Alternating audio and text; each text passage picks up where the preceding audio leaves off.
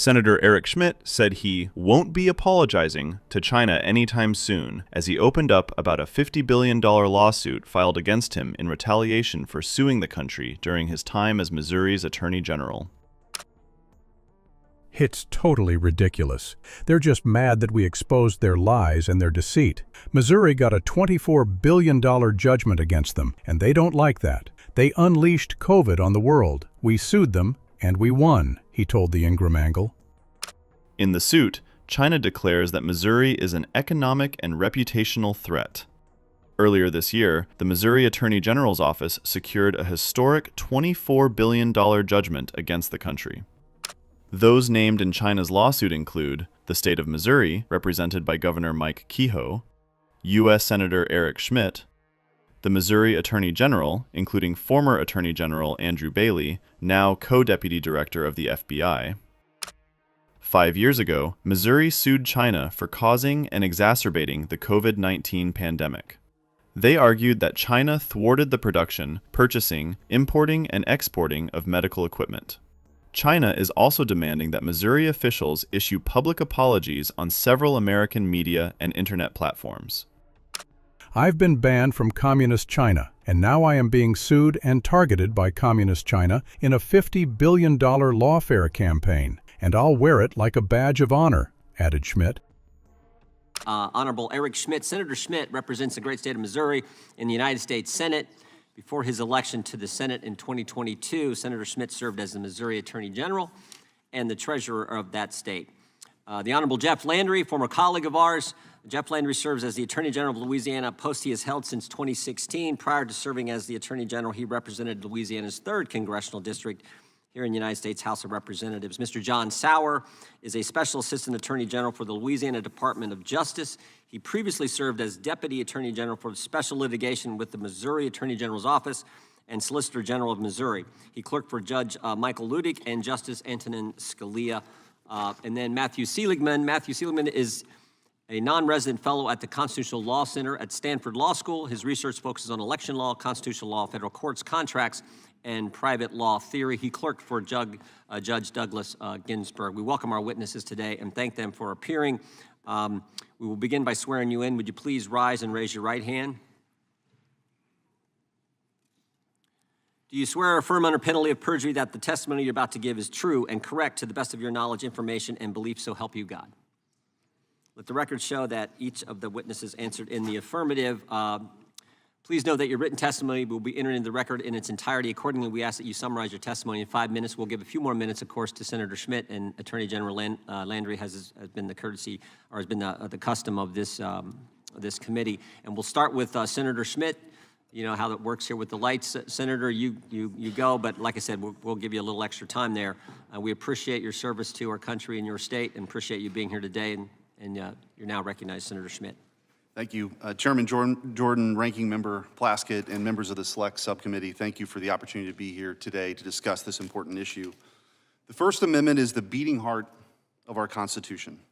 The First Amendment is integral to maintaining our Republican form of government and the belief that we are a country of free people, not oppressive government. The Biden administration has led the largest speech censorship operation in recent American history. Since taking office, President Biden and his team have labored to suppress viewpoints with which they disagree. And in doing so, they have infringed upon the individual freedoms of millions of Americans. And no matter what your political affiliation is, government censorship should concern everyone. The Biden administration has coerced, cajoled, and colluded with social media companies to censor disfavored speech. The Biden team has publicly threatened social media companies from removing legal protections, with removing legal protections, blamed social media companies for societal problems, accused social media companies of killing people, and these social media companies, some of the biggest companies in the history of the world, willingly took part in this Orwellian, vast censorship enterprise. On multiple occasions, President Biden and his team have threatened to punish social media companies that did not sufficiently censor Biden's political opposition by revoking Section 230. Biden suggested Facebook CEO Mark Zuckerberg should be subject to civil liability and potential criminal prosecution for not censoring political speech. President Biden also repeatedly accused social media companies of, quote, killing people by not censoring enough disfavored speech. The Biden administration has threatened and attacked social media companies so that those social media companies would censor speech the Biden administration dislikes. Until the Missouri versus Biden lawsuit and later the Twitter files, the Biden administration's efforts to pressure and collude with social media companies was behind the scenes through meetings and emails and was unknown. On behalf of Missouri and Louisiana, I was proud to join with General Landry to sue the Biden administration for violating the First Amendment through this vast censorship enterprise. This lawsuit alleges the Biden administration, including President Biden himself and members of his team, pressured and colluded with social media giants to censor free speech in the name of combating so-called disinformation and misinformation, which led to the suppression and censorship of truthful information on a scale never seen before. The lawsuit provides example after example of truthful information that was censored by social media companies that were admitted at a later date to be truthful or credible, including the Hunter Biden laptop story, the COVID-19 lab leak theory, and the efficacy of masks. Discovery obtained by Missouri and Louisiana demonstrated the Biden administration's coordination with social media companies and collusion with nonprofits to censor speech was far more pervasive and destructive than ever known.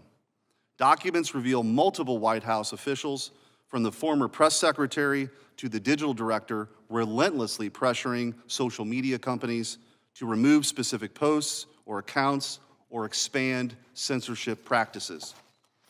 The White House wanted posts censored from Fox News host Tucker Carlson, even though Facebook found that the content did not violate its policies.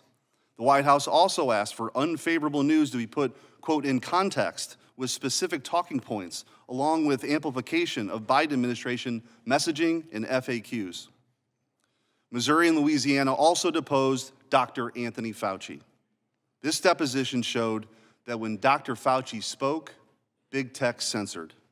For example, Dr. Fauci was aware early in the pandemic that his agency had funded dangerous gain-of-function research on the coronavirus at the Wuhan Institute of Virology, but he sought to discredit and suppress the theory that COVID-19 leaked from a lab to deflect blame and avoid potential responsibility for the pandemic.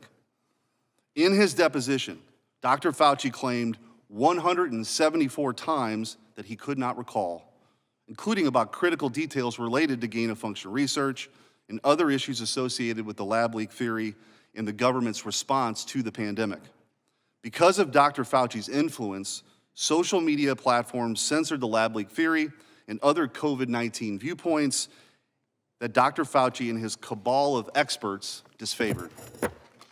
Missouri and Louisiana also deposed the FBI agent about the Hunter Biden laptop story.